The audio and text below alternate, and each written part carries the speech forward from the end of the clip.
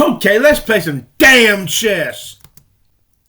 Skill that's going to help you to grow your YouTube channel, and it's talking through the camera.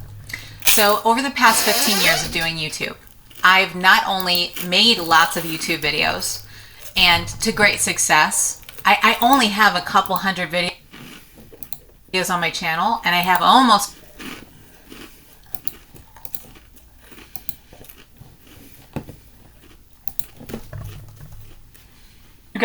suppose you've got 600 manuscripts that have the verses, and 5 manuscripts that don't have the verses. Well, you think 600 to 5, that's a no-brainer, right? Except it's not. And the reason it's not is this. Suppose Luke wrote his thing, and there were 2 copyists of Luke's original. Okay, so you got the original. Come on, you got fucking slut. Scribe A and Scribe B. And they both make a copy, okay? One of them, and the 2 copies differ about whether those verses are in it. So one of them added it, and the other, either one of them added it, or one of them took it away, okay? So you got copy A and copy B. Stop the goddamn game. Okay. Suppose copy A is copied by 30 Goddamn scribes. motherfucker. And copy B gets destroyed in a fire before anybody copies it. Then you've got one of the readings in 30 manuscripts, and the other in none. So it's 30 to 0, right? Yeah, but that's you can't just count because it's not 30 to 0, it's 1 to 1, right? And so you can't. So scribes have known for centuries. You can't just count the manuscripts. So they look at other things. They look how old are the manuscripts. If these 5 manuscripts that have it are from the 3rd and 4th centuries, and the however many I said, 600 however many do have it, are 600 have it, but they're like from the 13th and 14th centuries, like they're 1,000 years later. Well, that does matter. And so you look at the number, you might want to look a little bit at the number. You have to think about the number. But you look at the age of the manuscript, you look about whether one reading is found in only one locality. Oh, this is found only in manuscripts copied in Italy. Whereas this other one's found everywhere in the Christian world. And you look at some manuscripts better than others. I mean, there are places where it's obvious. This manuscript made a lot of mistakes. Well, if you get a reading that's found in manuscripts that make a lot of mistakes generally, and you've got another reading that's found in manuscripts generally don't make many, well, that tips the balance. Okay, so I'm going to stop with that. That's just the external evidence. Come on, you slut. Now, would you like to talk about the internal evidence? I Because this is where it actually gets a little more interesting for me and for a lot of people. Is you not only look to see which manuscripts have these things, you also look to see you look to see which reading makes the best sense on internal grounds. So external evidence is what witnesses what manuscripts have. Internal grounds is what makes better sense of which reading. So you've got 2 manuscripts, 2 different readings. Say, and you ask a number of questions. One question is, if you've got a reading that is seems to be problematic, you've got a verse in Matthew that you have the same verse in Mark, but Matthew's form comes in 2 different forms. You got some manuscripts word it one way, some word it another way. And the forms that word it the other way actually contradict what Mark says. Okay? And the other agree with Mark says. So a scholar asks herself, okay, which is more likely for a scribe to have done? Is a scribe likely to have created a contradiction with Mark, or is a scribe more likely to resolve the contradiction? Well, scribes are likely to resolve the contradiction. Okay, that means that the reading that harmonizes is less likely original, which seems backwards, but it's been proved time and time again that that's right. So you look at that. You look at which readings would scribes be more likely to create. You look at the wording itself. Does this word like this all normal words things? Does it use the vocabulary he normally uses? Does it use the grammar he normally uses? Does it fit within its context, or does it not fit within its context? Because the author is probably going to write like the author. And so if you get verses in there that doesn't sound like the author. That's a suggestion that somebody else wrote them. And so Stupid what you end up doing motherfucker. is you look at this external evidence, then you look at these kinds of considerations on the internal level, and what you hope Come on, you is that you stupid get a match motherfucker. that the external evidence and the internal evidence agree. And Suck when my that dick. happens, pretty much people say, okay, that's that. What happens generally, though, is that you get different kinds of evidence, different kinds of external, different kinds of internal, and they go different directions. And that's where it gets interesting for scholars, because then you can make an argument. That's when you write an article. So argue which way is it based on what you think is more compelling. Is it then helpful to have so many different manuscripts so you can go and check different readings, or does that complicate the picture more? It's both. It's helpful and it creates headaches. Really started fucking If you pissing me had, off. for a lot of texts Suck from my the dick, world, bitch. we don't have lots of manuscripts. We have a lot of authors from the classical Suck world. my dick, bitch. You fucking bitch. I mean, just famous authors. I mean, Plato.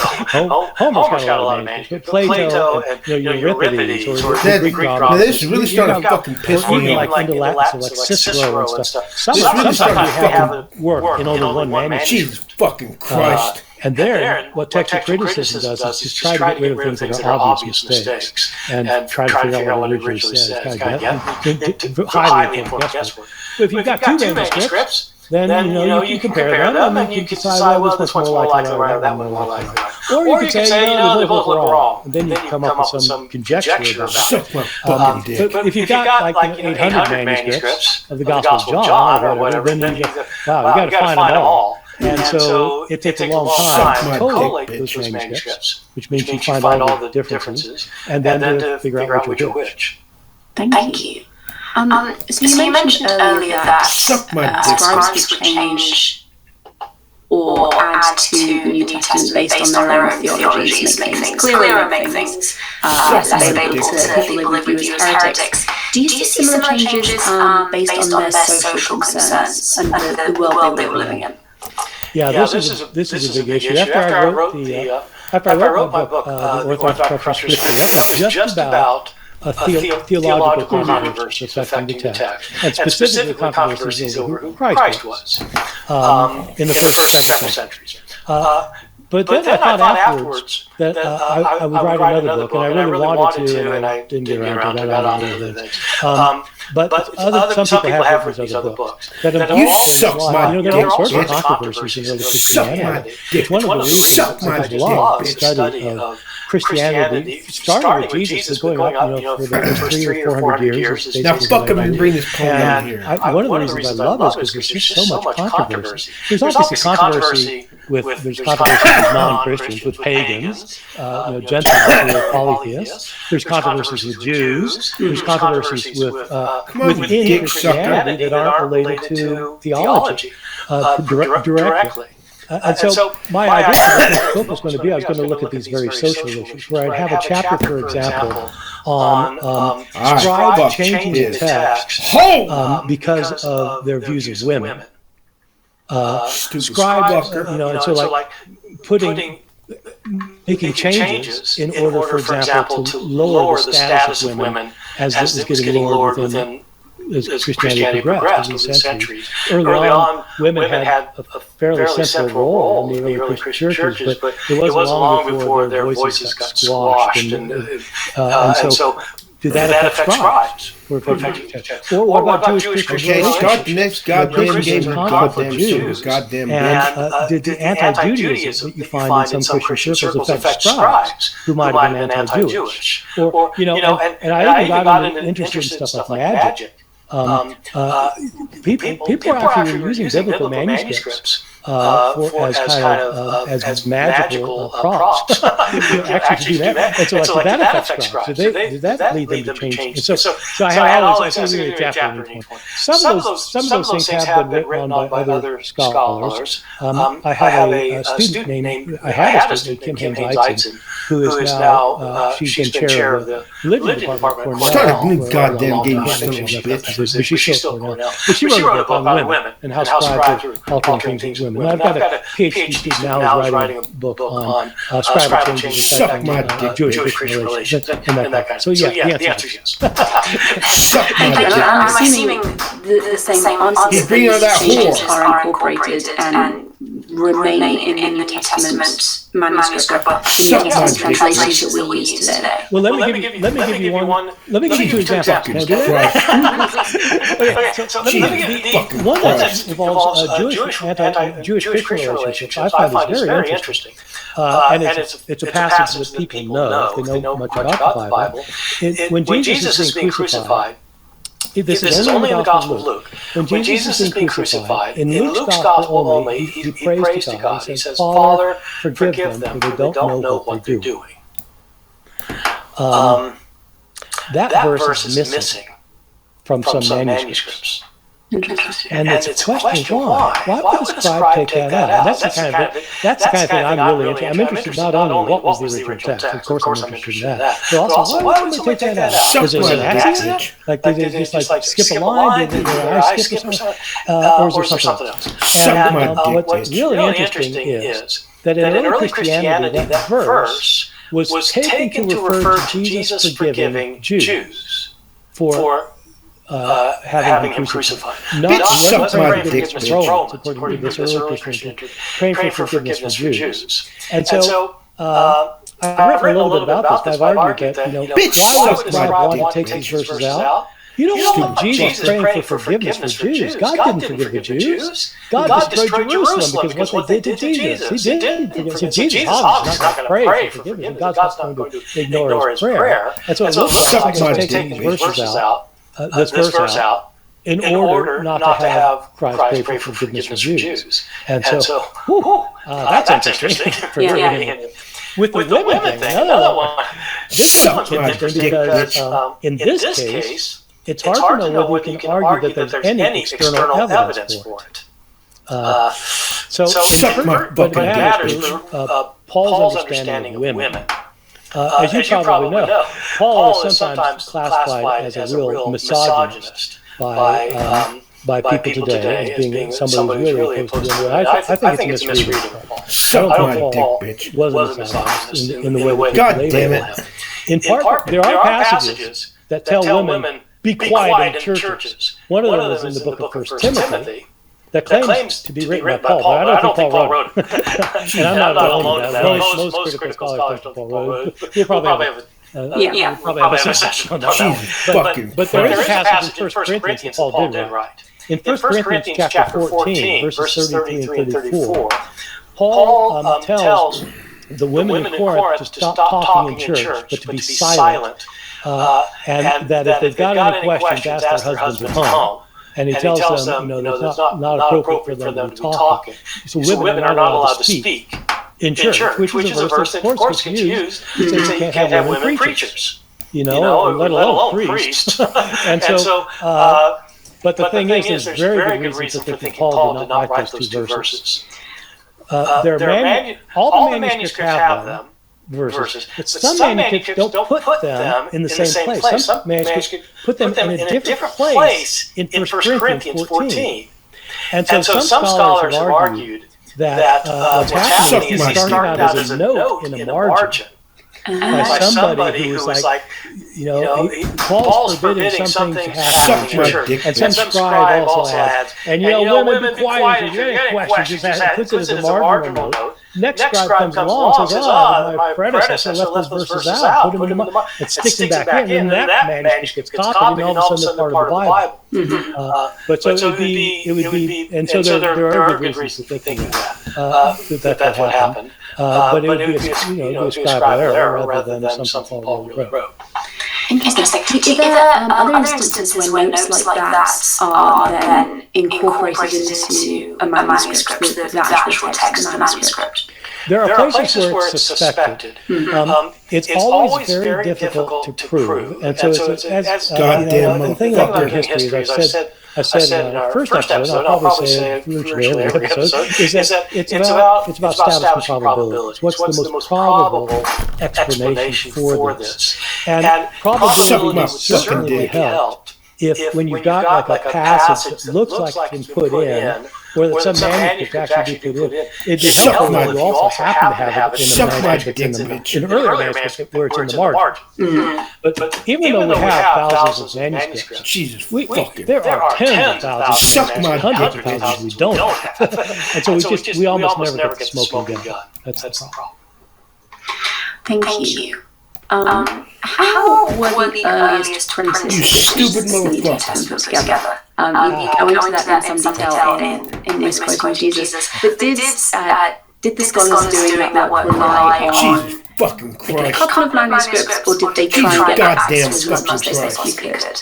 So Goddamn fucking as most Christ. people know, the printing with movable type was invented by Gutenberg in the 15th century.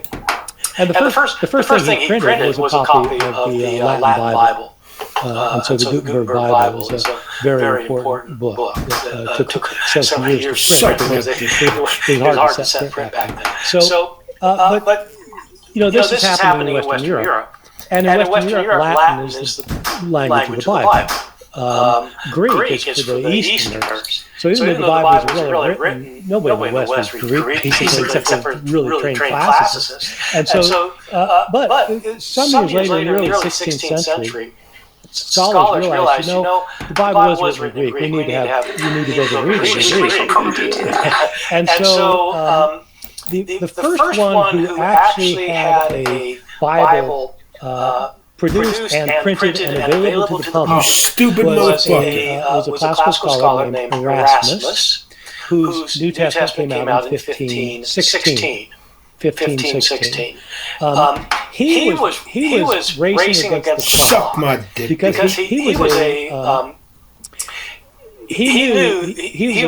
Protestant, and he knew that Catholics were coming up with their own edition, and he wanted to be the first.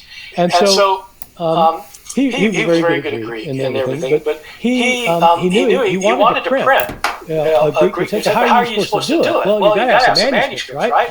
He basically had a 12th century manuscript that he had access to for the Gospels, and he kind of hunted around Get that got a few manuscripts together. He had to borrow a manuscript of the book of Revelation from one of his friends who happened to have a Greek manuscript of Revelation, but it was missing the last page, the last 6 verses. And so Erasmus, basically takes his manuscript and he gives his copy edited notes and gave it to a printer and said, "Here, print this." And so he did, and it was kind of it was rushed out, as he himself admitted, based on a very late manuscript. We now have manuscripts that are probably at least 1,000 years old, not full manuscripts, but our earliest fragments go about 1,000 years old. Oh, you stupid and we have full motherfucker. manuscripts from the 4th century now. This one's from the 12th century, so it's late. And it's got a lot of changes from the original text in it that earlier manuscripts don't have. But the thing is, since it was the first one to come out, printers started reprinting it. And everybody then started reprinting. And he made a couple more editions, he made a few corrections here and there. It was a real problem for the end of Revelation. His manuscript didn't have the last 6 verses, so what he did is he took the Latin version, the Latin Vulgate, and he translated the Latin into Greek, and he printed that as the ending. He came up with wording that's not found in any Greek manuscript from Revelation, but it's found. This thing was printed so much that after a century or so, people were calling this thing the Textus Receptus, which is a Latin for meaning the received text. It was the text that everybody thought was the Greek New Testament, including the King James translators. They translated Erasmus's Textus Receptus. And so that's why the King James has readings in it that scholars today don't think are original, because it's not based on very good manuscript tradition. That's really interesting. So, as new manuscripts have been discovered and made available to scholars and academics, has the New Testament, again, for the translations that people use in churches, has that been updated? Do translators go back and update based on new manuscripts, or do they just kind of stick with what they have? What ended up happening is this Texas recapitulation was around forever until basically it was around until the 1880s, when two English scholars, who are two of my personal heroes, John Fenton and Anthony Hort, and Brooke Westcott and Hort, they did a new edition of the Greek New Testament that looked at the newer manuscripts. And so basically today, there are scholars who are always working on making it better and better. There's not much to make better because it's about as good as it's ever going to get given our manuscript. But translators today who produce a new translation or a new revision of the translation follow the new Greek versions that are available. The only exception is we have some translators that insist that the King James was closest to the original, and so they might update the King James. So you have the new King James Bible, which doesn't really change the manuscript basis. It updates the language a little bit. But other translations, the NIV, the NRSV, the whatever, I mean, just the English, they're all based on modern scholarship of the manuscripts. Excellent, thank you very much. We have one more question before we go to our break. If you could pick just one book of the New Testament that you would most like to have the autograph, the original manuscript of, what would it be and why? And do you think the discovery of autographs would influence or change biblical studies? Suck my dick, bitch. I'll answer the second one first, because it's easy to answer. Do I think having the autographs would change? I don't know, but I sure would love to find out. Because we don't know what was in them. So, God damn it! God damn it! And I think even those of us who talk about, the hundreds of thousands of differences in the manuscripts, almost all of us think that basically we have a pretty good idea what Mark wrote. There are places where we're going to disagree. We're going to disagree about the sweat and blood. There are hundreds of places we're going to disagree, but basically we think we've got the idea pretty down pretty well, and maybe we'll find a manuscript. So it's hard for me to answer the first question, but I would love the Gospel of John, and I'll tell you why. The Gospel of John has long been suspected as having gone through various editions. When you read the first 18 verses, fantastic beginning. I'm sure we'll have a whole episode on this. In the beginning was the Word, and the Word was with God, and the Word was God. And then it goes on to say, the Word became flesh and dwelt among us, and we beheld His glory, glory as the only God before the Father. This is talking about Christ as the Word of God, this pre-existent being that becomes human. But the writing style and the theology of these 18 verses is so different from the rest of the Gospel. In many ways it's similar, in many ways it's different. Some scholars have suspected that the original Gospel of John didn't have it, that it was added as a second edition. And also, the last entire chapter, there's more consensus about this. There's a lot of scholars, this might even be a consensus among historical scholars, think that chapter 21 was added on, that it wasn't originally there. The Gospel of John ends, of course, with Jesus being raised from the dead and appearing to his women disciples. But then you have chapter 21, which has a whole other chapter of Jesus showing up and talking to his followers. But there are very good reasons to think it wasn't originally there. So I would love to have the autograph of John. The question is, how do you know it's an autograph? In other words, we can have a long talk about this, because even if you found the autograph, there are going to be people, there will be large debates, and it'll be almost impossible to show that this is the autograph. We should definitely talk about that another time, because that is an excellent question. Thank you very much. We will take a very brief break, but we will be back in a minute with Fart's Weekly Update. If you're enjoying the Misquoting Jesus podcast, you'd probably like my online courses as well.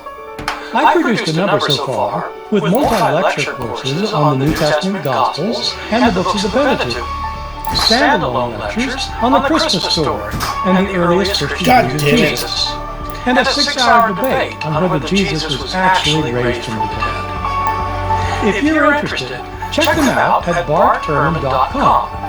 You'll receive a discount on your purchase simply by entering the code MJPodcast. God damn it!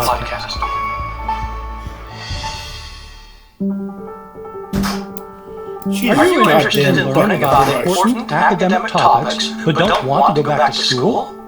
You need to check out Wondrium, the service that streams university-level courses taught by top scholars who are also skilled communicators. I've done 9 courses for them and can tell you, for high-level adult learning, there's really no other game in town. For a free trial, go to bartherman.com/Wondrium. If you decide to subscribe to Wondrium, this podcast will receive a referral fee, but that'll have no effect on the cost of your subscription, and you'll be supporting our show. This is Bart's Weekly Update, where we get to catch up on all the latest about Dr. Ehrman's book releases, speaking engagements, ehrmanblog.org happenings, and online course launches. So, Bart, what is happening in your world professionally and with courses and all the exciting things? Yeah, well, so I've got an exciting thing going on with the course that I'm doing. Some people listening to this might know that I've started doing online courses that are available on my personal website, f-uck-ed.com. And these are courses you can purchase and listen to. I've done a course called The Unknown Gospels, for example. The Unknown Gospels, this course are Matthew, Mark, Luke, John. And so I'm doing a new course now. And one of my real interests that I've had since I was 17 years old is not just the New Testament, but the Old Testament, the Hebrew Bible. And so I've done a course on Genesis for is one of my courses, a 6-lecture course just on the book of Genesis, explaining what scholars say about it, why they say it. That was so much fun. But now I'm doing another course that's just as much fun. That's going to be out. We're going to publish this course. Well, I'm going to do it live, actually. So if anybody's listening to this before it goes live, I'm going to be doing this course live on November 12th and 13th. And whether you hear this before or after that, anyone can purchase this after. Because the whole thing is to have these courses available on my website. So this course is on the rest of the Pentateuch, Exodus, Leviticus, Numbers, and Deuteronomy, and I'm calling it Finding Moses. And so there are lots of really interesting issues. One is kind of the obvious one. Was there really a Moses? Did he exist? And if he did exist, what can we say about him? But there's also issues like, did the Exodus happen? And if so, is there archaeological evidence for it? If so, do ancient people talk about it? Or is it just the Bible? If it's just the Bible, and what about the Jewish law? Most of the Pentateuch is built up in law. What's that law all about? I mean, are Jews these legalists who think you don't obey God, he's going to send you to hell, and then you break the 10 Commandments? Forget it. I mean, what is the law? And so this is an 8-lecture course on that's called Finding Moses. And so I'm really pumped about this because I'm working on it now, coming up with lectures, and I think it's going to be a lot of fun. I can tell it sounds really exciting. And it's kind of like getting access to university level education without having to pay for university level fees.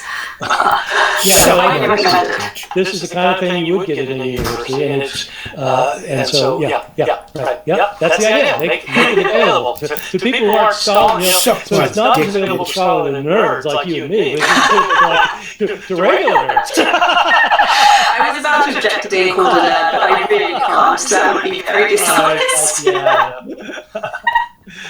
But the thing is, lay people are really interested in this stuff, and sometimes they get interested without knowing they're going to be interested. You hear about it, whoa, I didn't know that.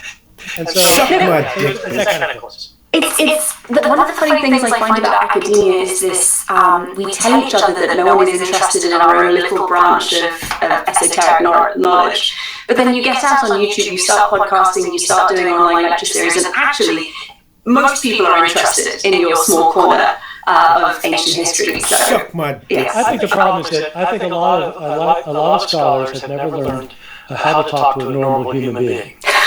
Yes. They can talk about football, or they can talk about what they're going to do at the store, but they can't talk about what they do because they're stupid motherfucker. No, it's not.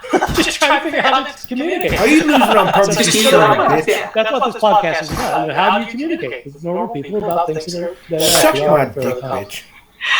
Wonderful, thank you. Suck my dick, bitch. Now it's time for Questions from Listeners, where Bart answers real questions submitted by Misquoting Jesus fans. If you'd like to submit a question for future segments, please visit bartehrman.com/askbart.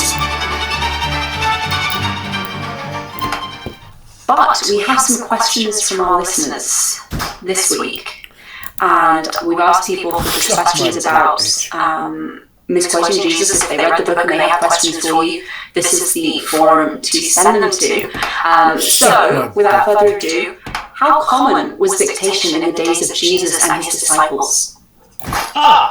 That's a question that's very important and interesting and complicated. I'll give you the short story. Dictation was very common for people who wanted to write something like a book, but did not have writing literacy. More commonly, that kind of thing happened on occasion. What more commonly happened is people who did have writing literacy didn't want to do the trouble of writing things. By writing literacy, I mean, you know how to write.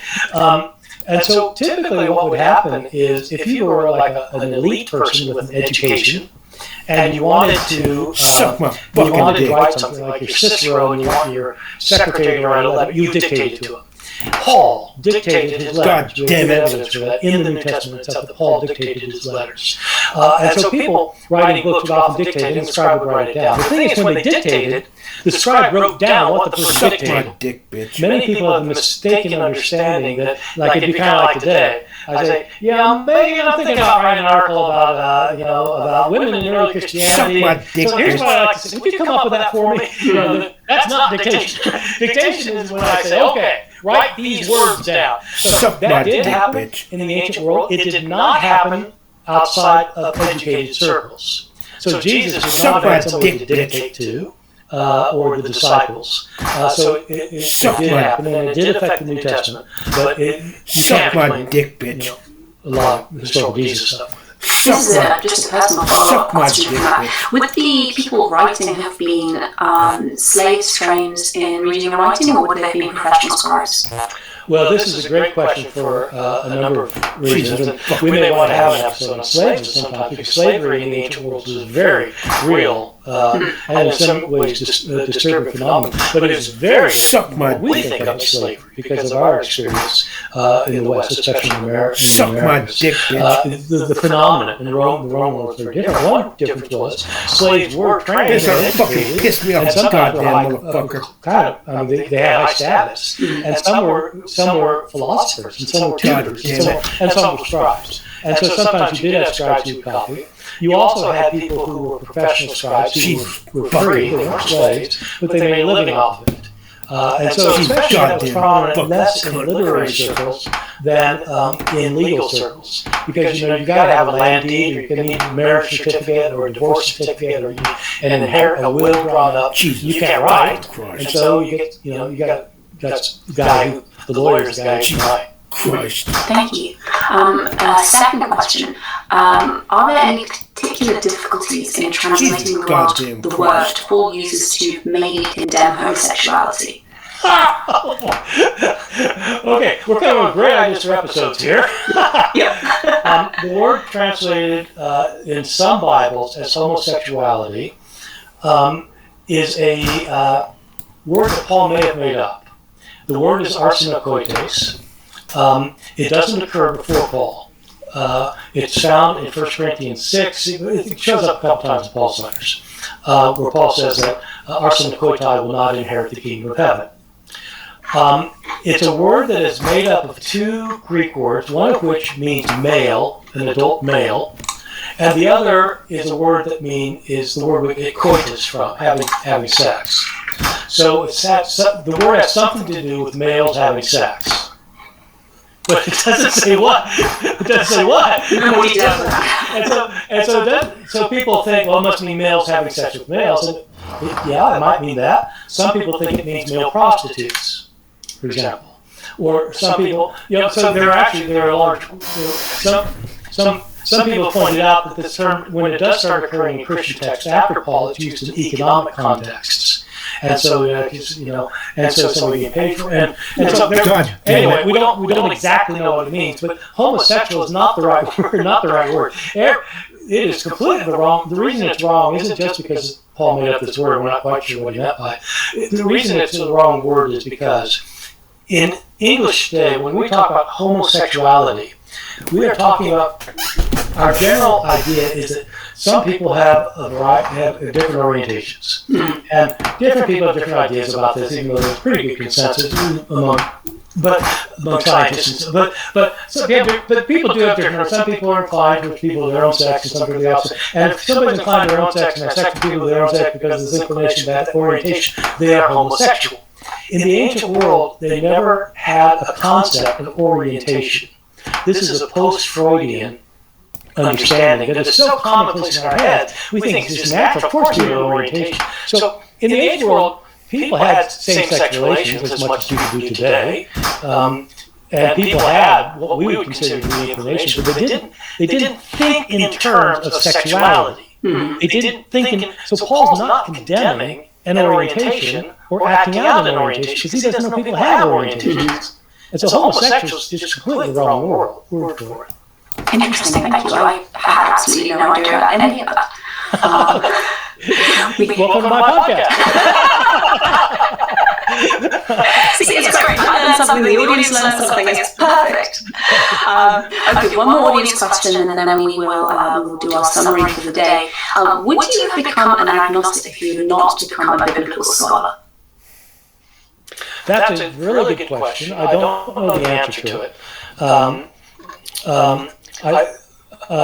don't know what I would become if I had not become a biblical scholar. I had like nobody in the world thought I'd become a scholar. Period. Let alone a biblical scholar. So I don't know what would have happened to me. Generally, the reason I became an agnostic is a long story. It's probably another thing, but it's not because of my biblical scholarship. As I said in my God damn it! The short answer, which I know I'm going to get a lot of email now, so I probably shouldn't say it, but the short answer is I left off believing in God because I came to a point where I could no longer believe that there was a powerful and loving God who was in control of the world, who answers prayer, who intervenes when people are in need, and is in any way active. And I came to that view not because of the Bible, but because of my recognition of the amount of horrible suffering that is ongoing in our world, and people praying that God will do something, and nothing happens, and just the horrible suffering made me. I know what the Bible says about it. I wrote a book about what the Bible says about it that we'll probably deal with at one point. And I know what philosophers say, I know what religious scholars say, I know what preachers say, I know what they all say. I just got to a point where I didn't believe it anymore. Would I have gotten to that point if I weren't a biblical scholar? Okay, my guess is I probably would have. I would guess so because I think it's part of my innate nature to be concerned for people who are suffering. Now, and at some point I think I would have just said, you stupid motherfucker. Well, thank you very much for sharing. And audience, excellent questions. Thank you for submitting them. If you have a question you'd like Bart to answer during our next listeners' questions, please submit it at www.bartlearn.com/askbart. Bart, before we wrap up, do you want to give a quick summary of what we've talked about today? Yeah, well, so this is for me. This is fundamental stuff. This is what I most got interested in when I first learned about the Bible. Do we know what the words are?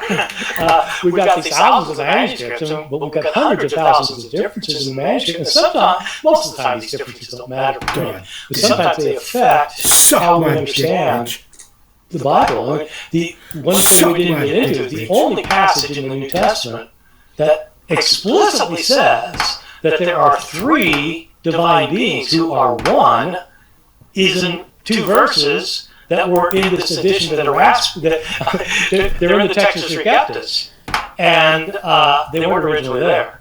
And so that might matter. I'm not saying that you wouldn't believe in the Trinity now, but there are passages that really are affected by which words there are, and scholars have to figure it out, and it's not easy. I have friends who spent 40 years working on this stuff, and they can't agree among themselves and they're complete experts. And so it's pretty important to, if you want to, it's important for many fuck people to around know with what the Bible teaches. Stupid You motherfucker, I can't know what just the Bible eared your teaches if you don't know what Suck God's my words dick, were. bitch. And so this is a very important topic in my opinion. Thank you. Audience, thank you also for joining us today for the second part of our very first episode. It's been an absolute pleasure for both of us, and hopefully you enjoyed it too. If you did, remember to subscribe to the podcast to make sure you catch all future episodes. And again, if you have questions for Bart, submit them at www.barterman.com/askbart. And if you are interested also in the courses that Bart was talking about earlier, you can visit barterman.com and use the code MJPodcast for a special discount on all of the courses. Misquoting Jesus will be back next week. Bart, what are we going to be talking about? We're going to talk about how we got the New Testament. Suck We got my these dick, 27 bitch. books. Why did we get those? What about the others? I mean, there were other Gospels written, and epistles, and Acts, and who decided? What did they decide? I mean, whoa. You stupid motherfucker. So that's one that I think a lot of people ask these days, and so I'm really eager to talk about it with you. You and me both, thank you so much. Thank you, audience, and goodbye. Suck my dick, bitch. Fucking motherfucker. This has been an episode of Misquoting Jesus with Bart Ehrman. We'll be back with a new episode next Tuesday, so please be sure to subscribe to our show for free on your favourite podcast listening app or on Bart Ehrman's YouTube channel so you don't miss out. From Bart Ehrman and myself, Megan Lewis, thank you for joining us. Stupid motherfucking bitch.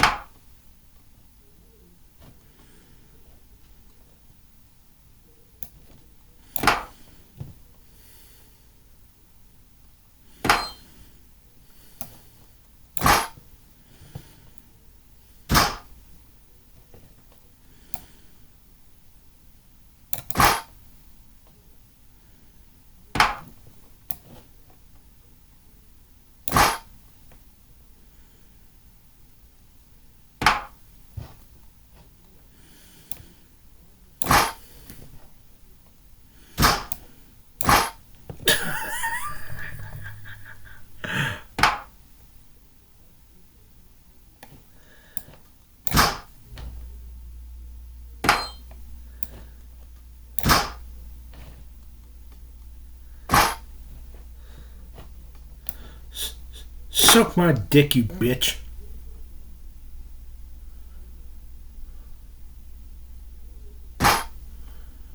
Jesus fucking Christ.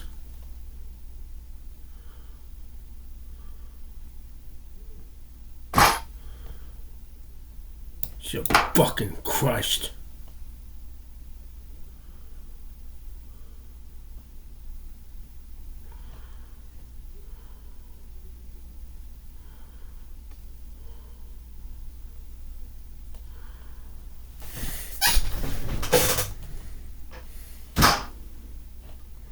Suck my dick, bitch.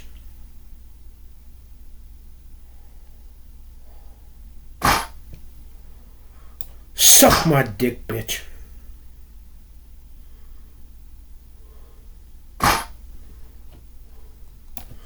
Suck my dick, bitch.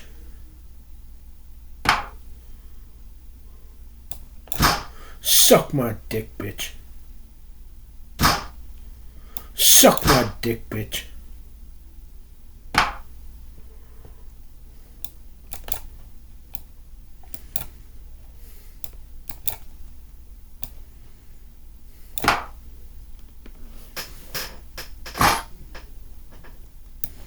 Suck my dick, bitch. I fucked his hole. Suck my dick, bitch. You suck my dick, bitch. Suck my dick, bitch. Suck my dick, bitch.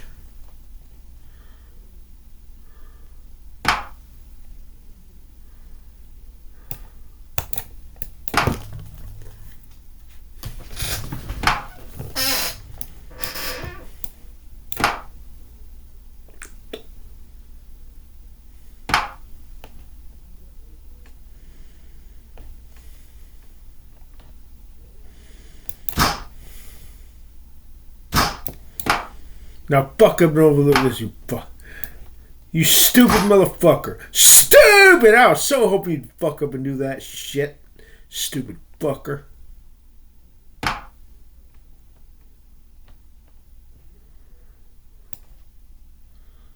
Suck my dick, bitch.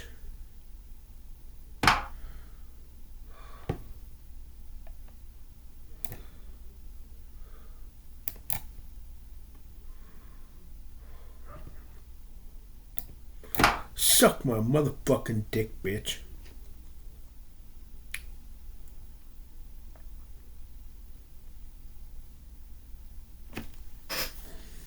I'm getting into your business.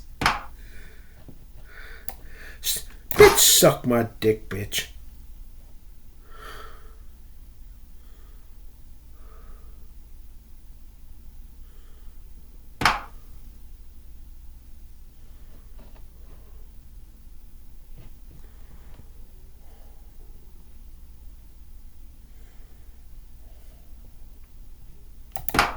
Suck my dick, bitch.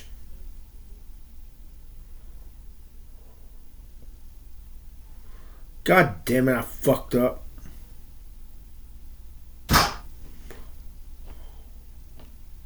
Bitch, suck my dick, bitch. Suck my dick, bitch.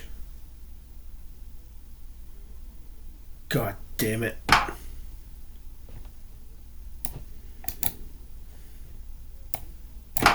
Suck my dick, bitch.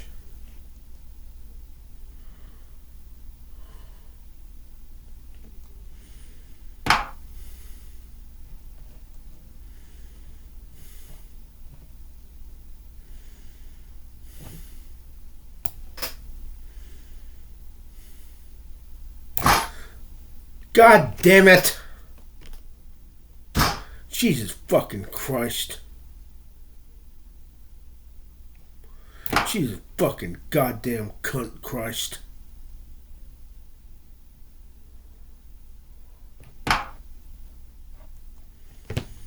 Jesus fucking Christ.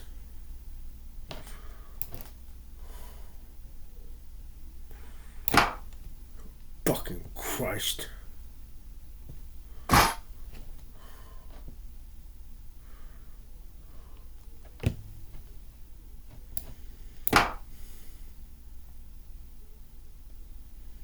Now fuck up and put me in check.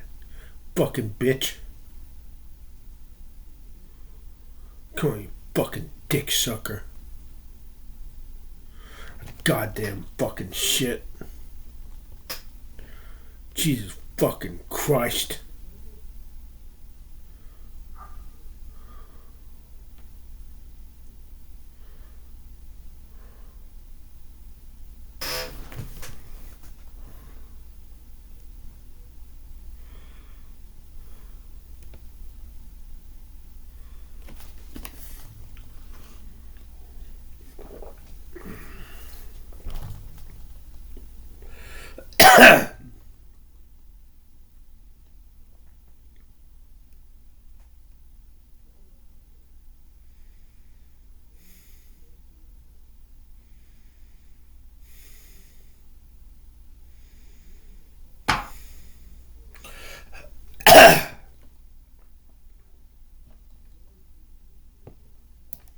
Suck my dick, bitch.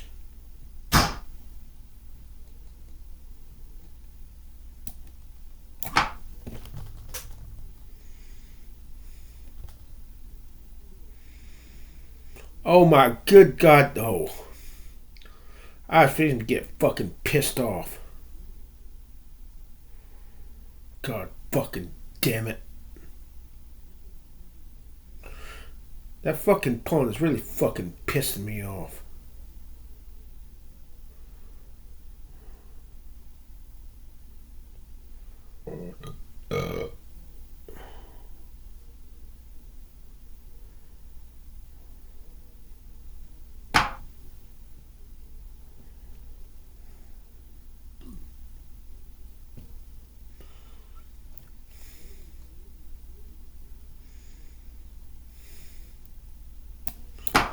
God damn it, I wanted to move that goddamn phone up 2 spaces.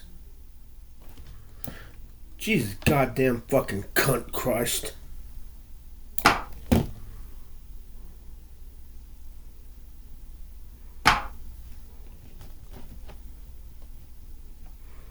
Suck my goddamn fucking slut. Suck my slut. Suck my fucking dick.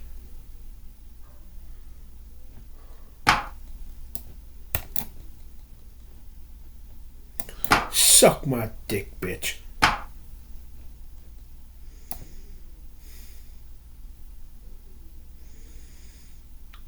Suck my fucking dick.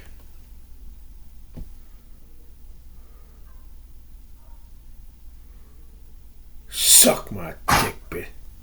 Suck my... Bitch, suck my dick, bitch.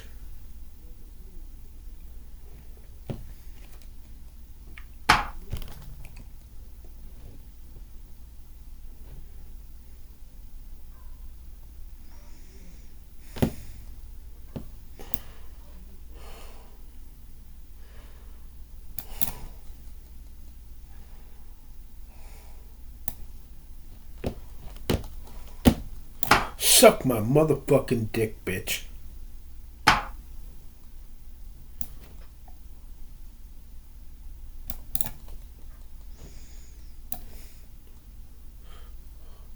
Suck my fucking dick.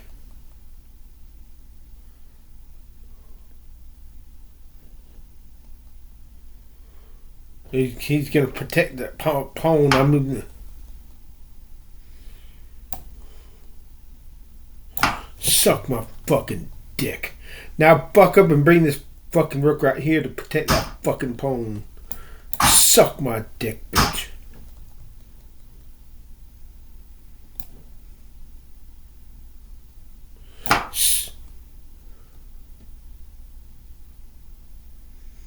God damn it.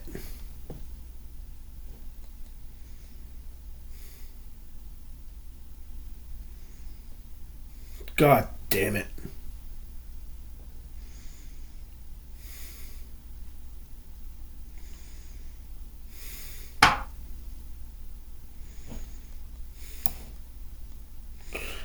Bitch, suck my motherfucking dick, bitch. Suck my slut, you motherfucking bitch. Suck my fucking dick.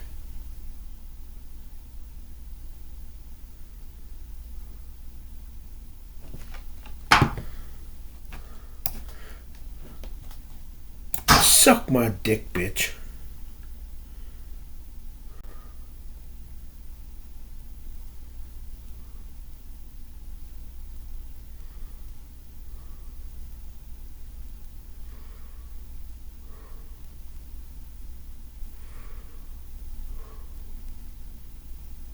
Suck my dick, bitch.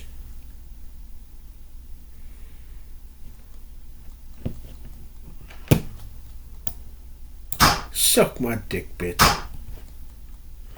Suck my dick, bitch. Suck my fucking dick, bitch. It's time that Janet has Uzi arms him.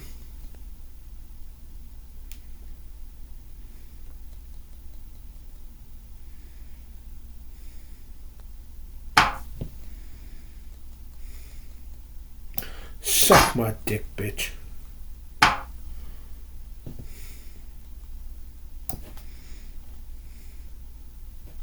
You suck my motherfucking dick, bitch. Suck my dick, bitch.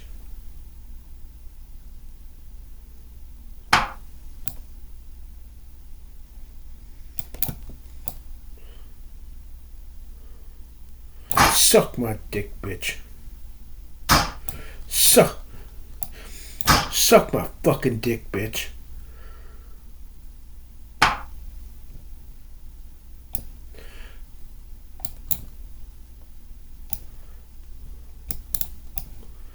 Suck my dick, bitch. Suck my motherfucking dick, bitch. Suck my dick, bitch. Suck my dick, bitch.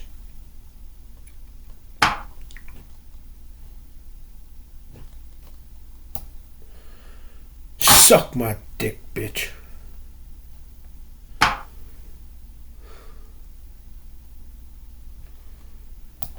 Suck my dick, bitch.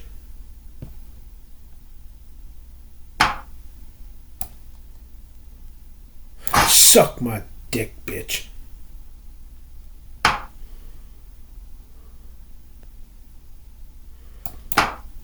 March, you motherfucker.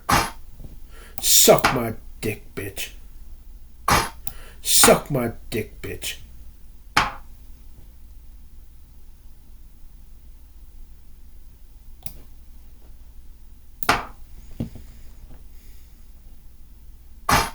Suck my dick, bitch. Suck my dick, bitch. Fucking bitch. Suck my dick, bitch. Spit, spit, spit, spit, spit, spit, spit, spit, spit, spit. You suck my dick, bitch. I fucked his. Oh, you motherfucking stupid. You suck my dick, bitch. I fucked his hole. Damn, I fucked his butt. Oh.